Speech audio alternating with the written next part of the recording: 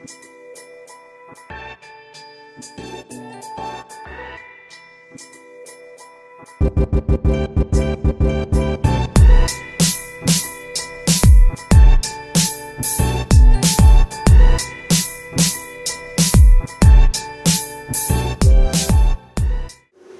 right, guys, Lenny Reed, Dynomite Diesel Products.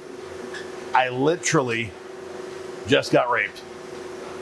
It's horrible. I did this, I took one for the team. If you're on my team, I took it for you. So we ran out and we bought a stock remanufactured injector. Not gonna say what brand, but I will say that these guys own 5,811 US stores. It's a lot. They had a few in Mexico as well. Bought one of their injectors, and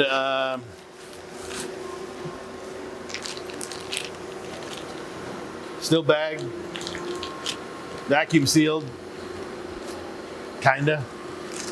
I paid $387.99, and at first I thought I was going to eat the core charge and just keep the core for myself because I won't be returning this to them. But then the core was $245. So I ran back to the shop and got a core because that's way too much money. So the point of the story is this. In the past few years, everybody's been saying to me, Guy, you know, Len, we're not doing any hot rod injectors. We're not doing any hot rod modification. We're just fixing stuff or repairing stuff. That's fine. Keep your stuff on the road. I understand. But if you want to make sure that your truck actually runs correctly with stock parts in it, you should still be looking at using our parts. So today we're going to be using the new test stand. We're going to be looking at nozzle response time. Why is that critical? Because when the solenoid is told to I want you to open, injector opens, the response time is actually like, it's responsible for making sure you get fuel on time. So if the response time is very late, the injection event is going to be retarded. And if the response time is super fast, it may be a little bit advanced or just right on time. We can measure nozzle response time with this tool. We're going to look at rate shape with this tool. And after building injectors for 22 years, the amount of time that this thing has saved us in just a couple weeks from troubleshooting has been, I wish that this tool was available 15 years ago. I would have saved sometimes weeks trying to troubleshoot some of the injectors that we've had, because this thing just shows you a little graph, lays it out, and I didn't realize how important that rate shape was actually going to be. But now that I can see it, we are picking up problems very quickly. And oftentimes we put something together the correct way, but it just doesn't go together right. Now we can see it. We tear it all apart, we inspect everything, make sure everything looks good, put it back together, and all of a sudden it works correctly. Everything is looking fine. Sensitive tools give you higher quality parts. Now, we're not ever going to be the cheapest, but based off of this ticket, I don't think we're ever going to be the most expensive either. Now bear in mind, I didn't ask for a discount, didn't ask for a deal, walked in, they didn't know my name, just bought an injector, paid full retail. So I don't feel bad about tearing this open and shaking it down and looking to see what we got. So the solenoid is a non-OEM solenoid. Don't know where it came from. There's no markings on it. And SMP-G933, some serial numbering on it. Somebody's got some engraver marks on the side of the collar.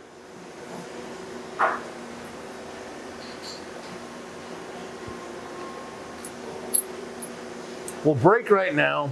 I'm going to move the camera. You can watch me tear this thing apart, and we'll just see what kind of stuff we find here. All right, so Skylar's throwing it in the holding tool right now. And basically we're gonna chug it, throw it in the stand. We're gonna run it just as it is right out of the bag. We're gonna see how it calibrates using a stock test plan for this style of injector.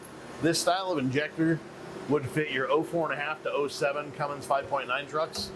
So we're just going to run it on a stock test plan, look to see where the numbers lay out, and at that point we'll kind of troubleshoot whatever it is we find. If it works, awesome, fantastic. Based off of some numbers that I see on the side of the nozzle, I know where that nozzle comes from. It has one country's origin on it, but it actually comes out of another country. So it says that it comes from someplace really cool that makes cool cars, but it actually doesn't. It comes, the plant that makes that is nowhere near that country. And we've tried these nozzles before. We had really horrible success. So based off that, we'll see what we find. So Skylar, what are you doing right now? Right now we're just firing up the machine. We're doing like a flushing on the injector, and then we'll go through and do a conditioning, and then we'll start in getting some BL numbers, return numbers. So basically we're just going to do a full test, like everything that we can test on this injector, and just take a look at everything we got going on here.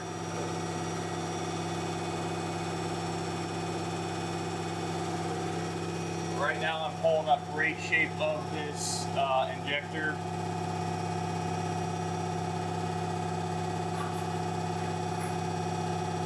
How many microseconds till it gets full fuel? So it goes full fuel. We can go like this.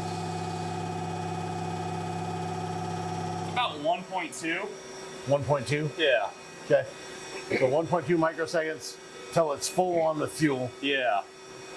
On the back side of it, it had some sort of a little hitch right there. I noticed that. Yeah, which we can, in a minute here, where it's actually doing a leak test right now, just checking the body, make sure everything is good inside the body. Then we'll go to the full end VL, and that way we can actually pause this graph. We can look at this graph and look at it closer.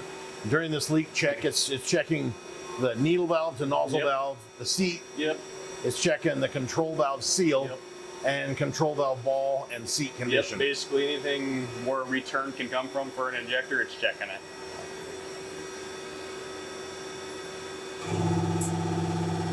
So now we're getting back into the VL portion, the full load test of the injector. So we're at 160 MPa or 1600 bar. How many microseconds? 1700 microseconds, factory Bosch test plan for what we run a stock injector on. What kind of quantity are we looking for? We're looking for 126.2 plus or minus 5.5 on this injector. Where are we at? We're currently sitting about 120 and it's still climbing.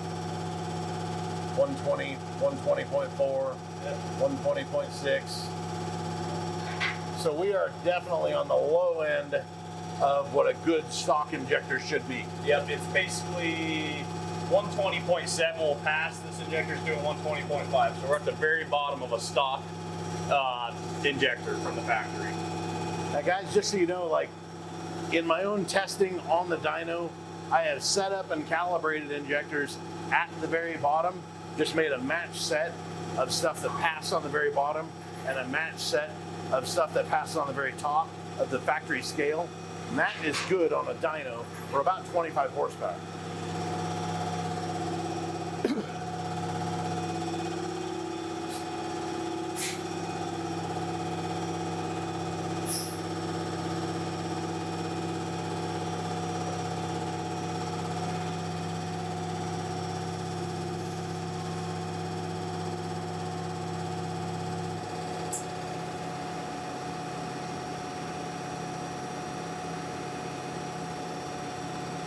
What are we checking right now? So now we are checking kind of like an emissions point, kind of like a mid-range throttle setting of the injector. We just went through return. Return looked pretty decent. It returned 35.4. So yeah, now we're just going through the kind of the mid-throttle settings of the injector, and it's commanding, well, factory it's asking 33.4 plus or minus 5.8.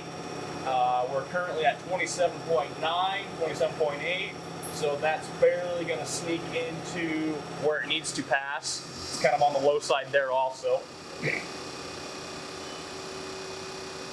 So our big end, our VL test, it failed.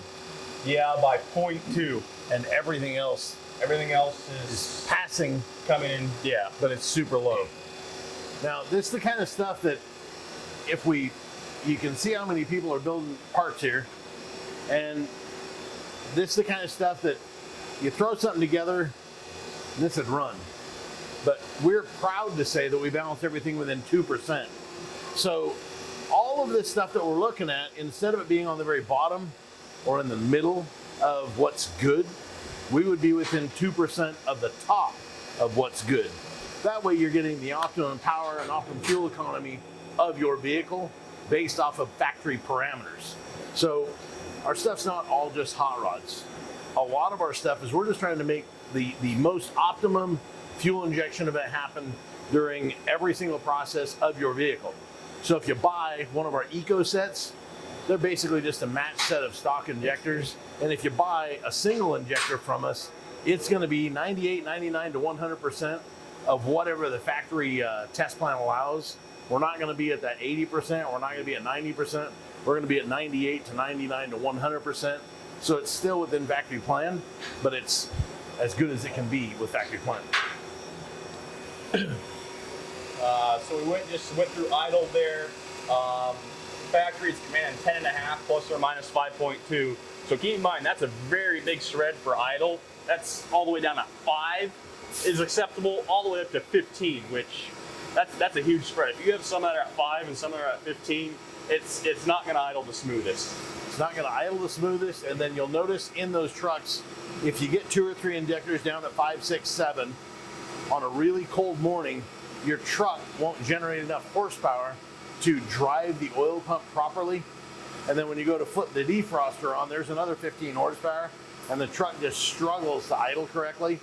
Or you'll get in the truck and it's slow to respond, slow to start, kind of white smokes, misses for a second, starts to clear its throat, and then kind of runs goodish, but it's never awesome.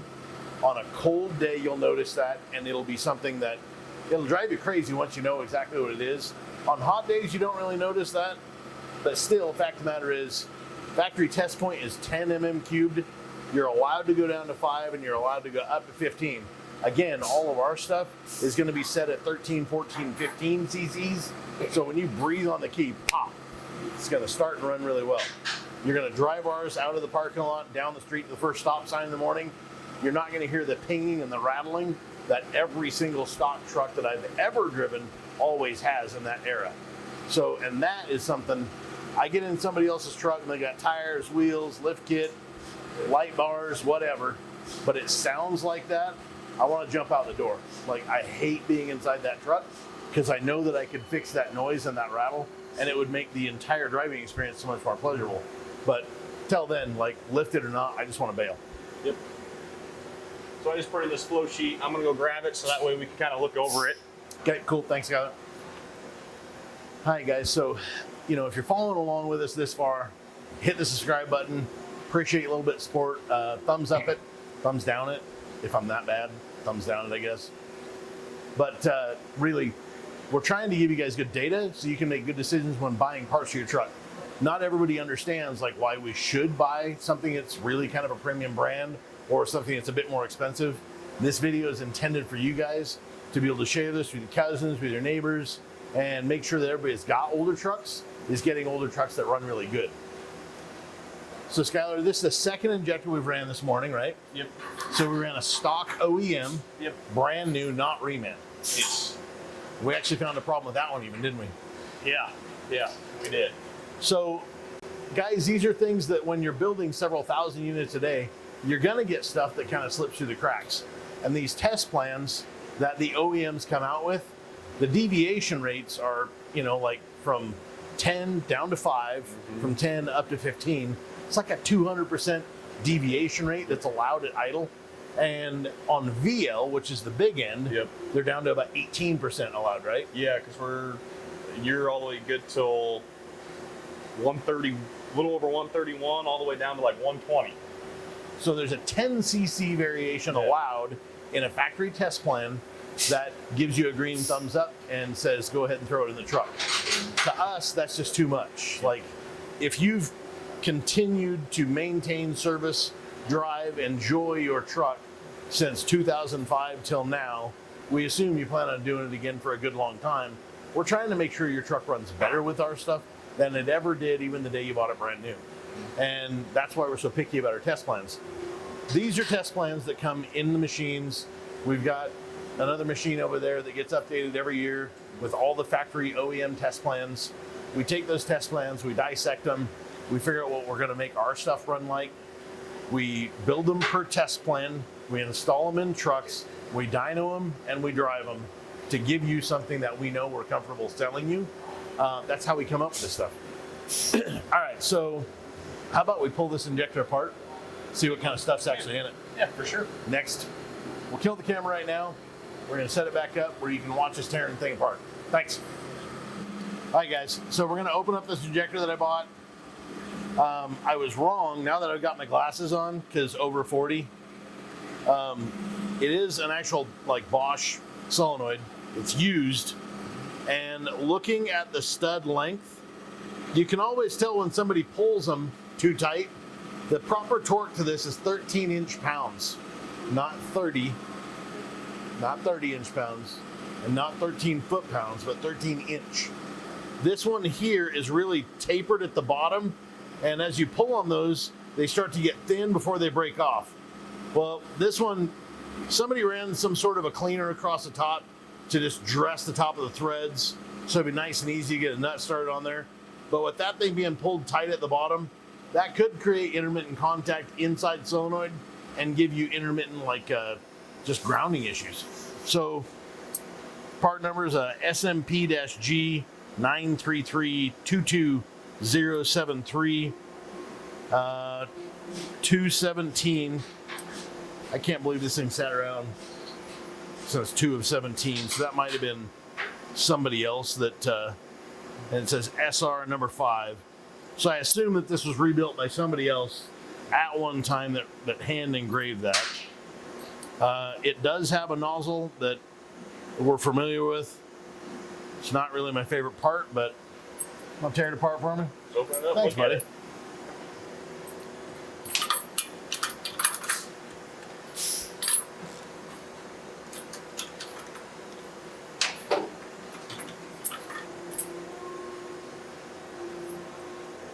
So nozzle flow rate of this part, like a Bosch P5516, 124 degree spray angle, nozzle flow rate would be 21, maybe 22 liters per minute on our airflow meter. Yeah, they kind of range from 20 to 22. Yeah. So we'll check this one here in a second. We'll show you what that nozzle flow rate meter looks like. I am not that close, and I can see that the retainer is kind of brown looking. Nozzle's brand new. Yep, that's a good start there at least. There's another shim that's responsible for a lot of your idle quantity. And he's knocking that shim out. Sometimes you get stuck in there with calibration oil. So he'll blow some brake clean in there, and then it dries out and falls out real quick. So at this point, we've got nozzle off, nozzle apart. Skylar, go ahead and pull the solenoid off, and let's knock the control valve out of it.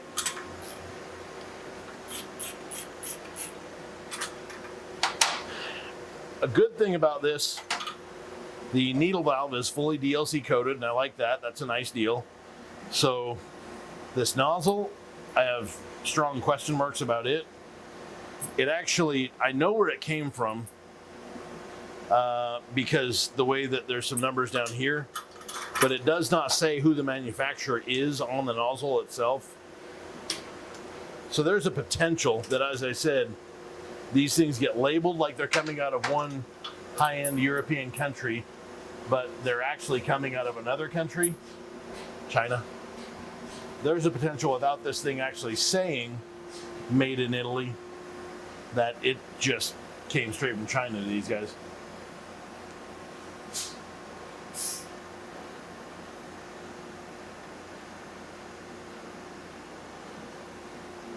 There's just not that many people on the planet that actually manufacture nozzles. So you kind of get to know who they all are, and everybody has machining marks and the way they grind stuff, the way they finish stuff, so we can see where all those parts come from and kind of tell, even though there's not a brand name on it. And there's not that many, there's a lot more people selling injectors and injector parts than there are making them. Control valve look new? Yeah, control valve looks like a new control valve. Got a new part number in it. Is that brake clean?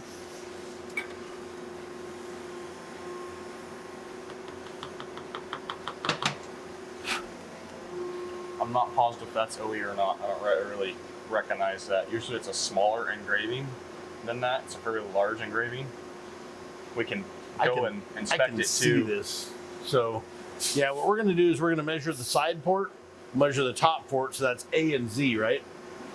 I believe so, yes. And we will measure those two orifices. We'll check to see what that. This looks like a brand new control valve. There's not a brand name on it, so I can't tell you where it came from. Part number is 1940 17412-3 /0501. N is in Nancy. All right, let's go check some parts out and see what we find. See you in a minute.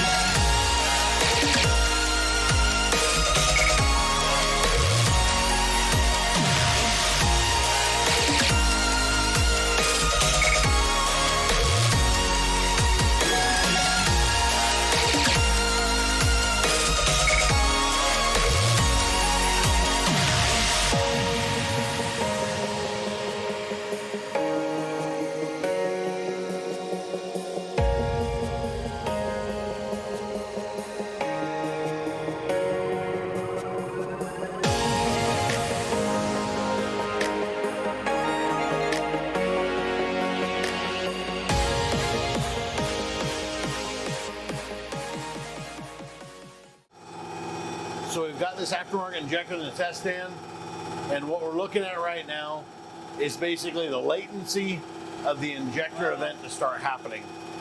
So what we're gonna look at what a factory injector does, because when Chrysler wrote the map for this truck, it used factory injectors and it timed it appropriately with those injectors. So we're just double checking to see where these guys lay. With this nozzle and this injector, the way it's set up right now, we're at 287 US. 287 microseconds of delay time before, so energize is solenoid, solenoid's energized, to start of injection event, 287? 287 US. 287 microseconds. So we're gonna go ahead and we're gonna throw just a factory brand new part in there. We're gonna measure that one and see where it lays. Catch you in a few minutes. OE brand new injector in there now. We're getting ready to fire it up, and so we're going to run the exact same test, yep, which is basically nozzle response time, yep, as we did with same set points, same parameters with the aftermarket injector. And I can leave these two measurements alone. We can just fire this thing up and see if this OE injector matches what we just ran. Cool. There's so much good data available. Yes.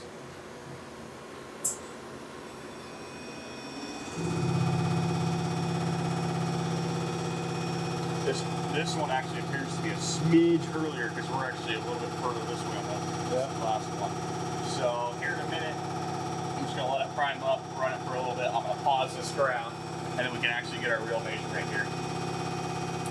So what I'm going to do is I'm going to take these two numbers, do some quick math, and I'll figure how many crankshaft degrees rotation angle is difference between the aftermarket injector and this OEM injector.